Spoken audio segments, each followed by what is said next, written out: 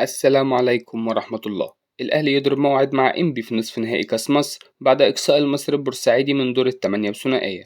اتحاد الكرة يدرس جديا إقامة مباراة نصف نهائي الكاس بين الأهلي وإنبي والزمالك وبيراميدز في شهر سبتمبر المقبل، وتحديدا قبل بداية الموسم الجديد مباشرة.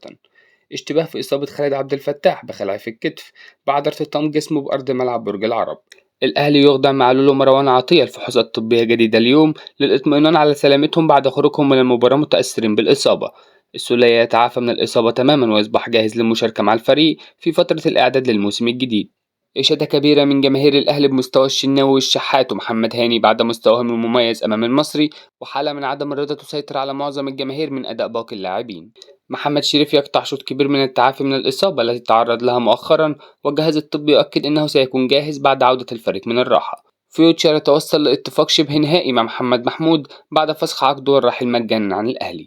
خروج الزمالك من الدور الأول في البطولة العربية يؤكد أنه لا يوجد أي نادي في مصر قادر على تشريف مصر خارجيا سوى الأهلي. أحمد أمين أوفا مهاجم إنبي يؤكد للمقربين أنه لديه رغبة في الانتقال للأهلي، لكنه لم يتلقى أي عروض رسمية من الأحمر، وكل العروض التي وصلته من بيراميدز وأهلي طرابلس الليبي فقط. محامي الزمالك الدولي يؤكد أن هناك قرار سيخرج خلال الساعات القادمة بإيقاف كهربا 6 أشهر بسبب عدم سداد الغرامة للزمالك، وأن العقوبة ستكون مرتبطة بموعد سداد الغرامة. على سبيل المثال لو سدد اللاعب الغرامة غدا سيتم إخطار الفيفا بالأمر ورفع الإيقاف فورا عن اللاعب. كايزر تشيفز الجنوب أفريقي يفوض بواليا لاعب الأهلي العائد من الإعارة لدعم صفوفه.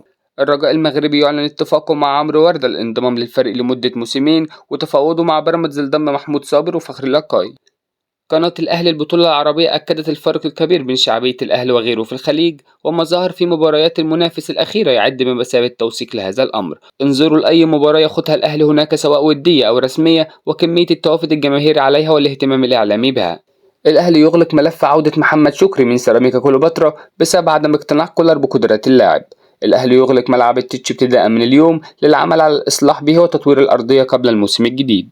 مصدر مقرب من صلاح محسن يؤكد أن أحد أفراد المقربين من مارسيل كولر هو السبب الرئيسي في وضع صلاح محسن في قائمة الانتظار، وذلك بعدما قال المدرب السويسري أن صلاح يثير الأزمات في حال جلوسه بديلا، رغم أن هذا الأمر غير صحيح تماما، وصلاح ظل على مقاعد البدلاء كثيرا قبل رحيله ولم يثير أي أزمة. رئيس شباب بلوزداد الجزائري يؤكد أن أحمد القندوسي تواصل معه هاتفيا ورحب بالانضمام لصفوف فريقه في الموسم الجديد حال استغناء الأهلي عن خدماته. طاهر محمد طاهر يرفض الانتقال للاتحاد السكندري ويؤكد لمسؤولي الأهلي أن لو هناك رغبة في خروجه معارا فهو سيفضل الخروج لأحد أندية القاهرة. بعدما كان يمني نفس التتويج بالبطولة والحصول على جائزة قيمتها 6 مليون دولار لحل أزماته المالية، الزمالك يكتفي بالحصول على 100 ألف دولار فقط وتوضيع البطولة العربية من الدور الأول، ويسدد منها 10,000 دولار بسبب عدم التزام بعض لاعبيه بالمؤتمر الصحفي في مباراة الشباب السعودي. الأهلي يوجه الشكر لأحمد أبو عبلة طبيب الفريق بسبب وجود خلافات كبيرة بينه وبين مارسيل كولر والجهاز المعاون للمدرب السويسري.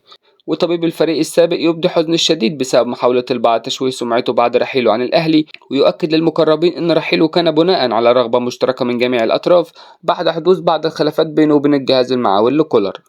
تحفظات لدى الجهاز الفني على خروج رأفت خليل للإعارة واتجاه قوي على إبقاء اللاعب مع الفريق في الموسم الجديد.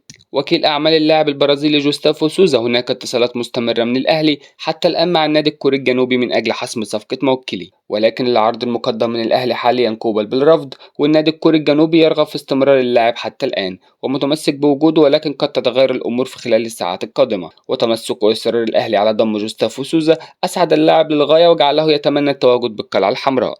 لا تنسوا الإعجاب بالفيديو والاشتراك في القناة تشجيعا لنا لنستمر بنشر المزيد إن شاء الله.